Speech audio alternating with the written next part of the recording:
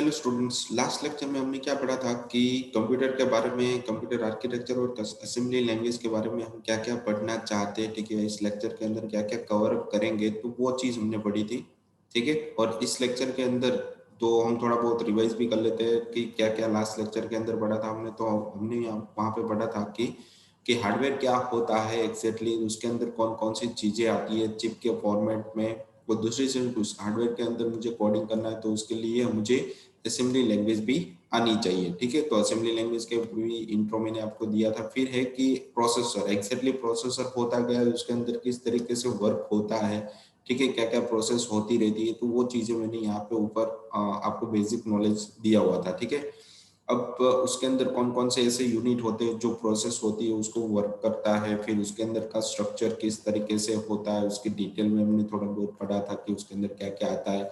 फिर जो भी हमने ऊपर कॉन्सेप्ट पढ़े थे उसको वापस रिवाइज किया था। ठीक है, तो रिवाइज करने के बाद उस वहां पे जो भी प्रोसेस आ रही थी वो प्रोसेस हर एक प्रोसेसर के लिए अलग अलग प्रोसेस रहती है। ठीक है, तो उसको वो किस तरीके से हैंडल करता है, उसका जो फिजिकल लेआउट होता है वो किस तरीके से होता है। ठीक है, वो सारी चीजें हमने वहां पे देखी थी। तो आज के लेक्चर के हम देखने वाले हैं कि आगे बढ़ेंगे कि प्रोसेसर के अंदर जो भी यूनिट्स होते हैं, ठीक है, वो किस तरीके से काम करते हैं। ठीक है, उसके अंदर डिटेल में क्या क्या चीजें आती है, तो वो सारी चीजें हम इस लेक्चर के अंदर पढ़ने वाले हैं।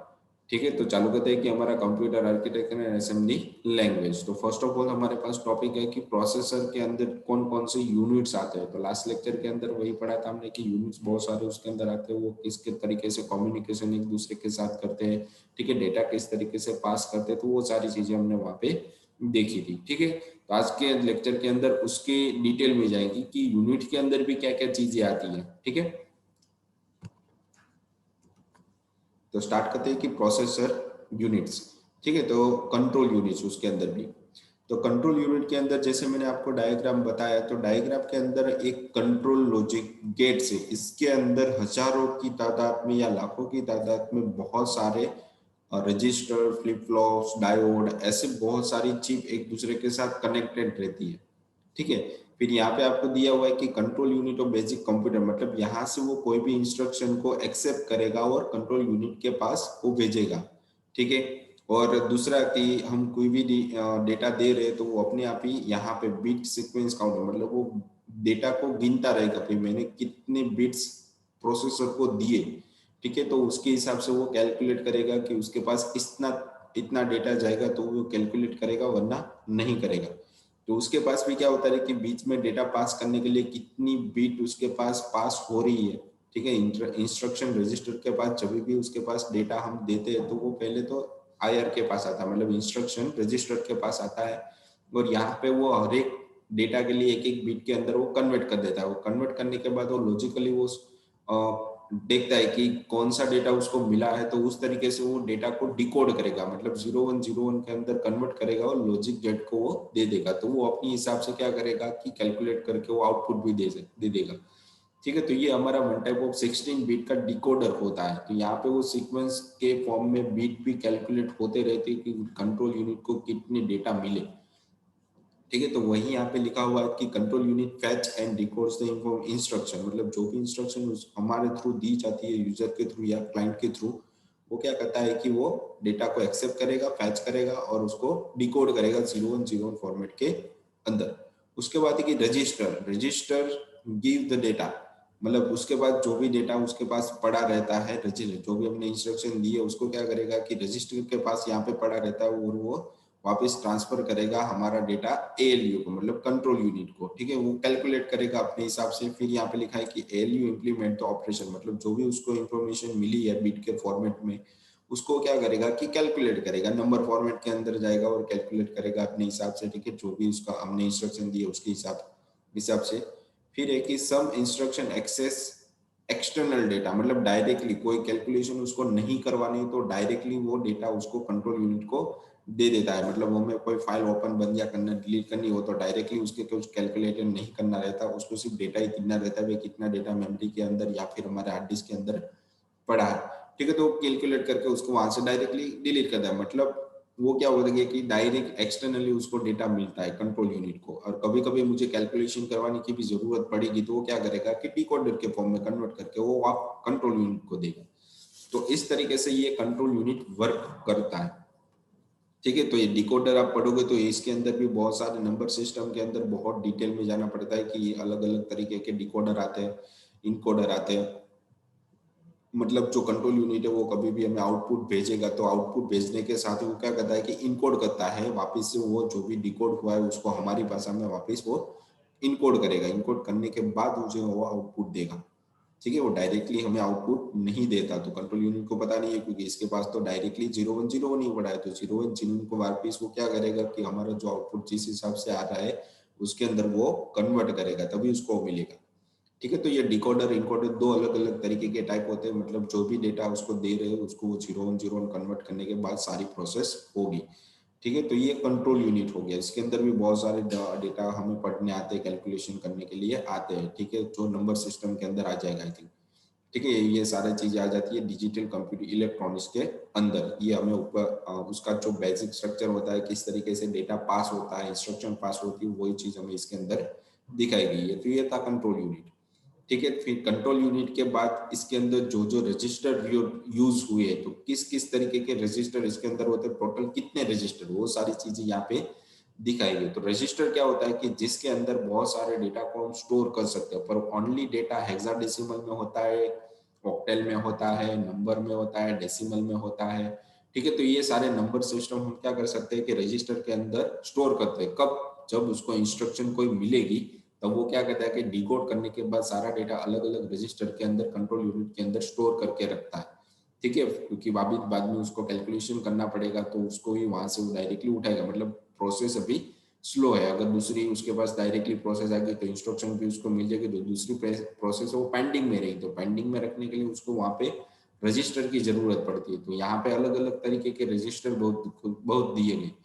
तो may be seen as a variable located inside a process, मतलब बहुत सारे अलग अलग टाइप के डेटा को स्टोर करने के लिए रजिस्टर की जरूरत। तो रजिस्टर कितने बिट के होते थे? 8 बिट, मतलब 1 बाइट, 2 बाइट, 4 बाइट, 8 बाइट और 16 बाइट तक का आता है। ठीक है, उसके अलावा बहुत सारे अलग अलग तरीके के, इसके सो ऑन हम डबल करते जाएंगे तो 256, 512, 1024, तो ऐसे भी लार्ज नंबर ऑफ बिट को हम यूज कर सकते हैं।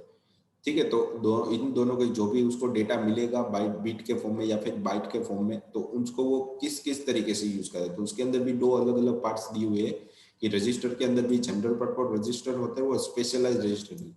ठीक है, तो मुझे कोई डायरेक्टली डेटा मिल रहा है जैसे कि नंबर टाइप का, तो उसको डायरेक्टली इंटीजर के अंदर स्टोर करेगा, और कोई भी डेटा उसको फ्लोटिंग पॉइंटिंग वाला मिलेगा तो उसको वो फ्लोटिंग के अंदर स्टोर करेगा। अगर उसके अंदर हम आगे सम कर रहे हैं तो सम के बाद क्या हो रहा है कि 1+1, तो वो तो 0 1 0 नहीं समझ रहे, तो वहां पे क्या होगा कि एक कैरी फॉरवर्ड होगी। तो उसके लिए वो लोग फ्लैग का यूज करते हैं, मतलब स्पेशलाइज रजिस्टर का यूज करते हैं, जिसके अंदर उस डेटा को वो थोड़े देर के लिए टेम्पररी स्टोर करके रखेंगे, ताकि उसको आगे जब कैलकुलेशन हो रही है तब उसको डेटा वापस वो फैच करके कैलकुलेशन में यूज कर सके।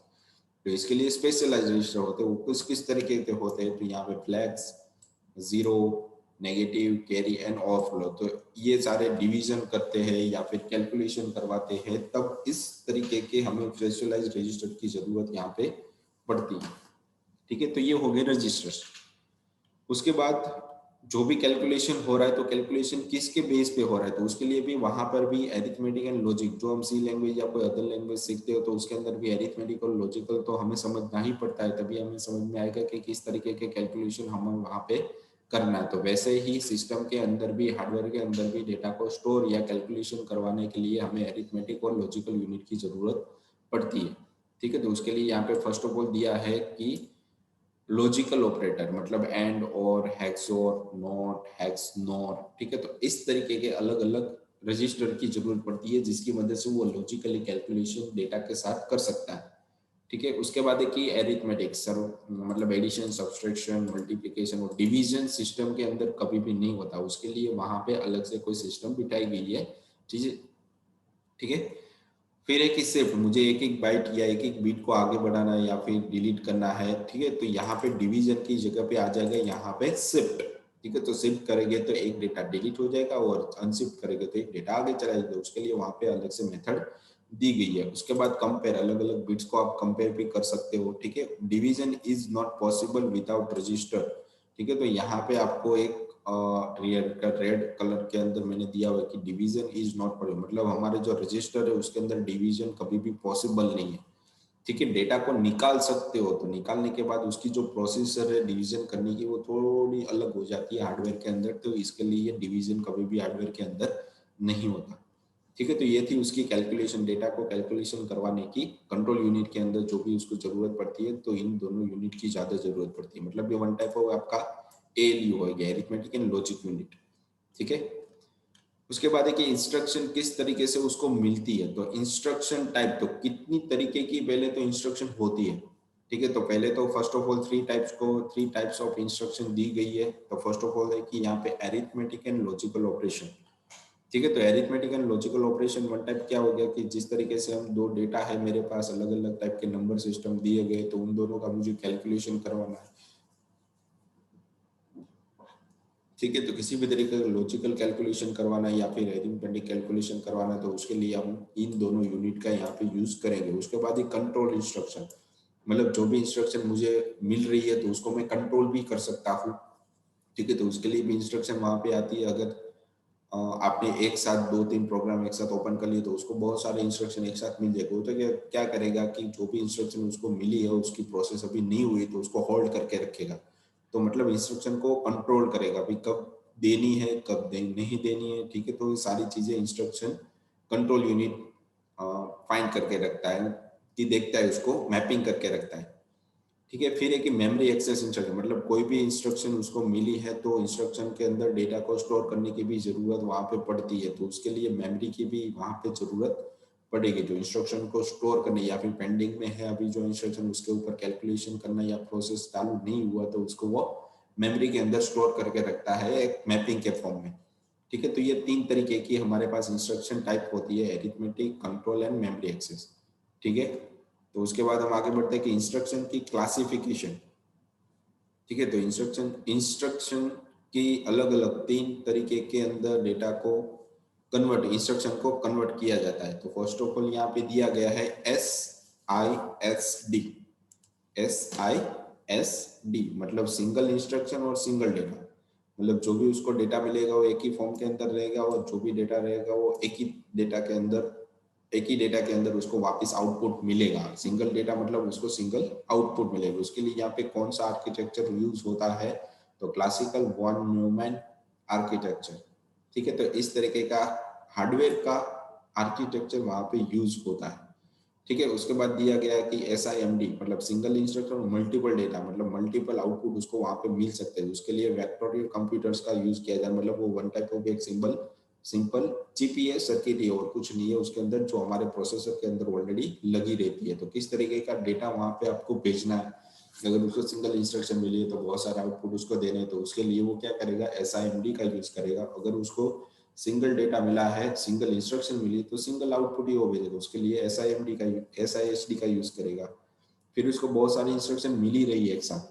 ठीक है। तो जितनी भी इंस्ट्रक्शन मिलेगी तो उतना वो आउटपुट वहां पे देगा। तो उसके लिए MIMD मतलब मल्टीपल इंस्ट्रक्शन और मल्टीपल डेटा का जो मतलब मल्टी प्रोसेसर, वहां पे हमें बहुत सारे प्रोसेसर की जरूरत एक साथ पड़ेगी। मतलब एक प्रोसेसर एक टाइम पे एक ही डेटा में देगा तो दूसरा प्रोसेसर होगा तो दो प्रोसेसर हो गए तो वो क्या करेगा, दो प्रोसेस लेगा और दो आउटपुट आपको एक साथ भेज देगा। ठीक है। तो इस तरीके से भी अलग अलग इंस्ट्रक्शन को क्लासिफाई किया जाता है। तो उसके लिए यहाँ पे तीन तरीके हैं, SISD, SIMD और MIMD। ठीक है। फिर इंस्ट्रक्शन का फ्लो किस तरीके से होता है, तो उसके लिए प्रोसेसर में यूज ऑफ फाइनाइट स्टेट, मतलब उसके अंदर एक लिमिटेड स्टेट रहता है जिसके अंदर आप इतनी ही इंस्ट्रक्शन एक साथ पास कर सकते हो, मतलब दे सकते हो। ठीक है। तो ये फिक्स हो जाता है कि भी मशीन को जो भी डेटा उसको मिल रहा है वो फिक्स मिल रहा है कि इतनी डेटा वो इतनी इंस्ट्रक्शन के साथ वो फर्स्ट ऑफ ऑल वर्क करेगा, इतनी इंस्ट्रक्शन खत्म होने के बाद ही वो नेक्स्ट इंस्ट्रक्शन पे वर्क करना चालू करेगा। ठीक है। तो उसका डिस्क्रिप्शन यहाँ पे दिया गया है कि माइक्रो प्रोग्राम प्री प्रोसेसर। ठीक है। तो माइक्रो प्रोग्राम के अंदर किस तरीके से प्रोसेसर है, इंस्ट्रक्शन में वर्क होती है, वो सारी चीजें यहाँ पे दिखाई गई है।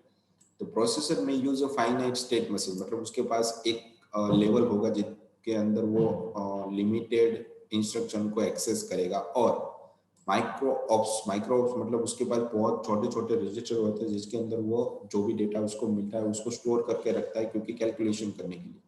Micro ops to micro ops to process each instruction step. ठीक है, हर एक कैलकुलेशन को क्या करता है कि इंस्ट्रक्शन स्टेप के अंदर वो डिवाइड कर दे, मतलब उसको इंस्ट्रक्शन मिली तो उसके साथ वो क्या करेगा, कहाँ पे स्टोर करेगा, कहाँ पे वो आउटपुट भेजेगा, तो वो सारी चीजें वहां पे पहले से ही, अगर दूसरे आउटपुट के साथ या दूसरे इंस्ट्रक्शन के साथ उसको ज्वाइन करना है कि नहीं करना, तो वो सारी चीजें वहां पे प्रोसेस होती रहती है। तो उसके लिए यहाँ पे उन लोगों ने अलग अलग स्टेप दे दिए। तो फर्स्ट ऑफ ऑल स्टेप है फैच, मतलब इंस्ट्रक्शन को फैच करेगा, फिर 0101 के अंदर डिकोड करेगा, फिर उसके साथ वो कैलकुलेशन, मतलब उसको नंबर एक मिल गया तो 0101 फॉर्मेट के अंदर, उसके बाद ही उसकी प्रोसेस वो चालू करेगा। तो वो क्या करेगा कि एग्जीक्यूट करेगा, रन करना चालू करेगा। उसके बाद मेमोरी की एक्सेस करेगा, मतलब उसका जो भी एग्जीक्यूट हुआ है उसको स्टोर करने के लिए, क्योंकि दूसरी इंस्ट्रक्शन आएगी तो उसके साथ भी उसको डेटा को कैलकुलेशन करवाना पड़ेगा इंस्ट्रक्शन के साथ, तो उसके लिए मेमोरी एक्सेस भी वो यूज कर सकता है। और रजिस्टर, उसके बाद है रजिस्टर राइट बैक। ठीक है, तो रजिस्टर क्या करेगा कि जो भी हमारा आउटपुट है उसके अंदर वो आउटपुट में कन्वर्ट करने के बाद हमें वो दे देगा। तो इस तरीके से सारी प्रोसेस वो इंस्ट्रक्शन को डिवाइड करके रखता है, fetch, decode, execute, memory access and register write back. ठीक है, तो इतनी चीजें होती है इसके अंदर। एक इंस्ट्रक्शन के पास इतनी चीजें होती है इंटरनली। ठीक है, अगर उसके पास 1000 इंस्ट्रक्शन आप दे रहे हो तो वो क्या करेगा कि इतनी बार वो इस प्रोसेस को दोहराएगा। ठीक है, फिर यहाँ पे लिखा है कि a basic processor need several clock cycle to process all step of the current instruction before starting the next one. मतलब दूसरी इंस्ट्रक्शन वो स्टार्ट करेगा तो उससे पहले उसको जो इंस्ट्रक्शन मिली है तो कब मिली है, तो उसके लिए वो क्लॉक चालू करके रखेगा, भाई इतने टाइम के अंदर ये इंस्ट्रक्शन कंप्लीट हो जानी ही चाहिए। तो इसीलिए वो लोग क्या कहते हैं कि फाइनाइट स्टेट रखते हैं, मतलब एक लिमिटेड पीरियड के अंदर इंस्ट्रक्शन को वो पास करवा सकते हैं। अगर ज्यादा पास करवाते हैं तो वो कभी भी कैलकुलेशन नहीं करेगा। ठीक है, अगर उसको समझ में नहीं आएगा कि किस तरीके की और कितना डेटा कैलकुलेशन करना है, तो वो डिवाइड करके रखता है सारी इंस्ट्रक्शन को। हम एक साथ यहाँ पे पूरा डेटा पास कर तो देते हैं, ठीक है, पूरा प्रोग्राम लिख तो देते हैं, पर वो सारे प्रोग्राम को अलग अलग लाइन के अंदर या फिर अलग अलग वर्ड के अंदर वो डिवाइड करके रखता है। फिर सारी प्रोसेस वो मेमोरी एक्सेस के अंदर जाने के बाद रजिस्टर के साथ वो कैलकुलेशन करेगा और उसके बाद वो देगा। तो वो सारी प्रोसेस कितने टाइम में खत्म होनी चाहिए हर एक इंस्ट्रक्शन, तो उसके लिए वो लोग क्या कहते हैं कि क्लॉक साइकिल का भी यूज करते हैं। इतने टाइम के अंदर ये इंस्ट्रक्शन की जो प्रोसेस वो कंप्लीट हो जानी ही चाहिए, अगर नहीं हुई तो वो फाइनाइट, मतलब वो स्टॉप कर देगा या फिर ड्रॉप भी कर सकता है उस इंस्ट्रक्शन को। उसके लिए यहाँ पे आपको बताएगा भी कौन कौन से फैचेस वो यूज करते हैं। ठीक है, तो देखते हैं इसका डायग्राम किस तरीके से आता है। तो पहले तो क्या होता है कि माइक्रो प्रोग्राम के पास पहली स्टेप में आएगी कि इंस्ट्रक्शन को फैच करेगा, फर्स्ट इंस्ट्रक्शन। ठीक है, फिर उसको वो क्या करेगा कि डिकोड करेगा। डिकोड मतलब वो 0101 के अंदर वो कन्वर्ट करेगा। तो कन्वर्ट करने के बाद जो भी उसको डेटा मिला है वो एग्जीक्यूट करेगा, रन करना चालू करेगा, फिर उसके ऊपर कौन सा ऑपरेशन उसको करवाना है। ठीक है, प्रोसेस होने के बाद वो इंस्ट्रक्शन वापस वो लिख देगा, भाई 0101 के अंदर इस तरीके से वो कैलकुलेशन हुई है, मतलब मेमोरी के अंदर वो राइट करेगा। ठीक है, या फिर रजिस्टर के अंदर डेटा को स्टोर कर देगा। ठीक है, जैसे हमने वहां पे ऊपर देखा था कि उसके अलग अलग टाइप्स के क्लासिफिकेशन होते हैं इंस्ट्रक्शन, तो वो अलग अलग टाइप रजिस्टर के अंदर स्टोर करके रखेगा और उस रजिस्टर के अंदर वो दूसरी प्रोसेस दूसरी इंस्ट्रक्शन आएगी तब वो उसको वापस यूज करेगा, मतलब जो भी डेटा उसको मिला वो वापस इंस्ट्रक्शन को फैच करेगा, डिकोड करेगा, एग्जीक्यूट करेगा। ठीक है, वापस फैच करेगा मतलब वो दूसरी आईडी के पास जाएगा, मतलब जंप करेगा एक में से दूसरे, दूसरे में से तीसरे में, और तीसरी इंस्ट्रक्शन रीड होने के बाद डिकोड एग्जाम और मेमोरी के अंदर, मतलब उसका प्रोग्राम पूरा खत्म हो रहा है तो लास्ट में वो मेमोरी के अंदर स्टोर करो। मेमोरी में जो भी डेटा मिलेगा वो हमें आउटपुट के अंदर मिल जाएगा, मतलब फाइनल आउटपुट आपको यहाँ पे मिला अगर आपके पास 3 इंस्ट्रक्शन यहाँ पे होगी तो। ठीक है, तो वो हार्डवेयर के अंदर भी डेटा को पास कर सकता है। तो इस तरीके से ये सारी कैलकुलेशन यहाँ पे होती है। ठीक है, ये हो गया हमारा माइक्रो प्रोग्राम प्रोसेसर। उसके बाद है कि माइक्रो प्रोग्राम प्रोसेसर के क्या क्या फायदे और क्या क्या डिसएडवांटेजेस है, तो वो चीजें यहाँ पे दिखाएगी। तो फर्स्ट ऑफ ऑल यहाँ पे क्या लिखा है कि जो उसके डिसएडवांटेज है, तो इंस्ट्रक्शन है उसकी जो साइकिल है वो चलती है वो बहुत ही स्लो चलती है। ठीक है, the more complex the instruction है, मतलब आप इंस्ट्रक्शन उसको जो भी प्रोसेसर को देता है वो जो प्रोसेस है बहुत ही कॉम्प्लेक्स है, the longer they take to get a process, मतलब उसको कैलकुलेट करने में बहुत ही टाइम लग जाता है। फिर most of the hardware is use only once for the each instruction, मतलब बहुत सारे जो हार्डवेयर होते हैं वो इंस्ट्रक्शन को एक ही बार रन कर सकते हैं, ठीक है। उसके बाद उसको वापस दूसरे इंस्ट्रक्शन की जरूरत पड़ेगी, मतलब एक टाइम पे एक ही वो प्रोसेस करता है, दूसरी प्रोसेस या दूसरी इंस्ट्रक्शन वो रीड नहीं करता। Most of the hardware is unused most of the time, मतलब बहुत सारे अगर जब तक आप इंस्ट्रक्शन नहीं देते हो तब तक वो हार्डवेयर क्या रहता है कि बिल्कुल फ्री पड़ा रहता है, ठीक है, अनयूजेबल है। तो ये उसके डिसएडवांटेजेस हो गए, कॉन्स में। उसके फायदे क्या है, बेनिफिट्स क्या है, तो यहाँ पे लिया हुआ है कि इजी टू इम्प्लीमेंट, मतलब जो भी इंस्ट्रक्शन प्रोग्राम आप लिख रहे हो वो इजीली इम्प्लीमेंट आप कर सकते हो, उसका आउटपुट भी आपको इजीली मिल जाएगा, और बहुत ही स्मॉल कोड रहता है, ठीक है। फिर एक new instruction can be added just by adding a new step, ठीक है। तो न्यू कोई भी इंस्ट्रक्शन आपको उसको देनी है तो बहुत ही न्यू स्टेप के अंदर इजीली और शॉर्ट में भी आप दे सकते हो, ठीक है। तो ये सारे माइक्रो प्रोग्राम प्री प्रोसेसर के प्रोस और कॉन्स हो गए, ठीक है, एडवांटेजेस और डिसएडवांटेजेस। इंस्ट्रक्शन फ्लो किस तरीके से होता है, वर्क कैसे करता है, ठीक है। फिर उसके पहले किस किस तरीके की इंस्ट्रक्शन होती है, इंस्ट्रक्शन के टाइप कितने होते हैं, ठीक है। उसके बाद लॉजिकल कंट्रोल यूनिट जो होते हैं उसके अंदर कौन कौन से यूनिट आते हैं, वो क्या क्या कर सकते हैं और क्या नहीं कर सकते, कितने रजिस्टर की जरूरत पड़ेगी, उसका जो डायग्राम है कंट्रोल यूनिट का, वो सारी चीजें हम आज के लेक्चर के अंदर देखा, ठीक है। तो इसको अच्छे से समझ लेना क्योंकि कंट्रोल यूनिट आगे बहुत ही यूज होने वाला है, ठीक है। और उसके बाद लास्ट में आपको क्वेश्चन भी दिए गए हैं कि ये 3 क्वेश्चन आप अटेंड करोगे तभी आपकी अटेंडेंस गिनी जाएगी, ठीक है। तो आज के लेक्चर के लिए इतना ही था, कंट्रोल यूनिट और रजिस्टर और इंस्ट्रक्शन ये तीनों के बारे में हमने पढ़ा, ठीक है। तो नेक्स्ट लेक्चर के अंदर हम इसके आगे बढ़ेंगे, ठीक है। बहुत ही अच्छा टॉपिक है, इंस्ट्रक्शन अब किस फ्लो में वर्क करेगी, तो साइकिल भी अलग अलग हो जाती है, उसकी प्रोग्रामिंग किस तरीके से होती है उसके बारे में नेक्स्ट लेक्चर के अंदर बने, ताकि आपको वो ज्यादा समझ में आए। तो ये आज का जो लेक्चर वो अच्छे से समझ लेना, वो ज्यादा जरूरी है, तो नेट पर भी आप उसकी डिटेलिंग में समझ सकते हो, ठीक है। तो आज के लेक्चर के लिए इतना ही था, थैंक यू।